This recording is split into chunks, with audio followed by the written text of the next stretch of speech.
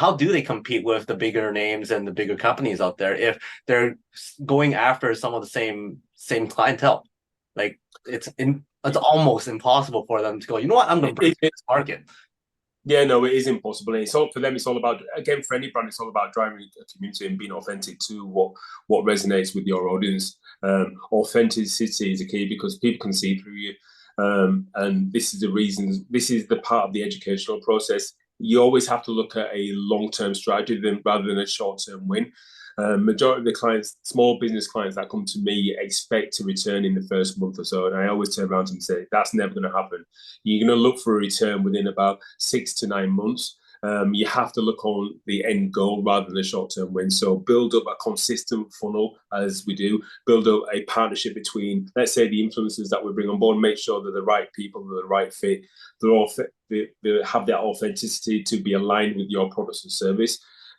You know, as well as I know, everybody else knows that a celebrity nowadays, half the time they're just endorsing a product because they're getting paid for it. But you have to find that individual who actually resonates authentically with that product or service. And once that's married up and aligned, then they can start telling the genuine story of that product or service that they're using that's been integrated into their everyday world. And that story then truly comes through the social content or the channels that they're portraying it on. And yeah, you'll get resonating feedback from the audience. They'll say, look, I do like this about this product. I don't like this about this product. And then you start building a user case around them.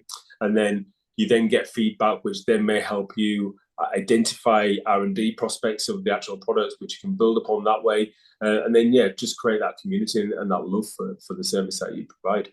Mm-hmm. No, I've seen some of the case studies that your company has gone through. It's award-winning multiple times. Is there one case study that you're the most proud of, where the results are absolutely incredible that you yourself were surprised about?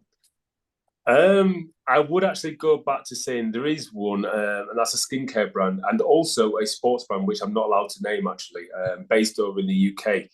They're a Premier League football team, and the idea was to actually generate more apparel sales over in the US.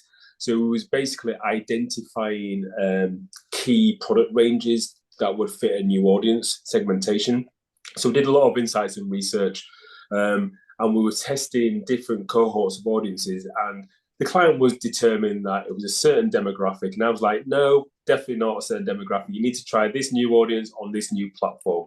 And again, the client didn't want to put the money into the testing phase, so I took it upon myself to actually do the behind-the-scenes testing using my own cash just to understand if I was right. I just needed to prove it to myself. It wasn't for the client's benefit, it was for my own benefit. So I went away and did a bit of a testing strategy on the TikTok platform with this lower demographics, utilizing the same messaging. And on behold, we did have the client saw an increase of 3,000% in a small window, and he came to me and says, "What's going on? We've just seen a massive spike. We've just run out of stock." And I was like, "Okay, why? What's happened?" He goes, "Yeah, in the last 2 weeks, we've just run out of stock, and I'm having to order some more, and we've seen an increase of the codes that's being generated, and we've not generated them." So I says, "Well, I've done a campaign internally. I tested it on TikTok platforms with a new set of influencers and targeted a new audience, and this is what's happened." And he was like, "Oh, okay, fair enough."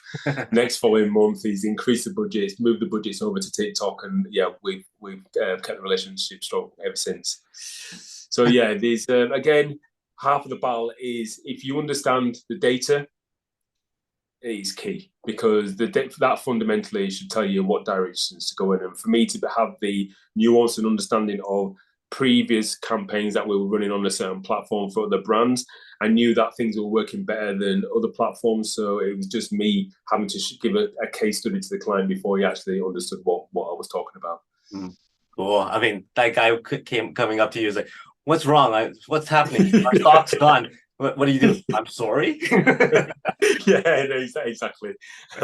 It's a perfect case study for him to go internally as well and speak to the budget holders and get an increased budgets, but also show to them that what we were suggesting was the right thing to do in terms of diverting the budget from one platform to another as well, and a different audience segmentation, which is now 4, my lucky number. 1, 2, 3, 4. So if you had to compare success to a handprint, how success like a handprint?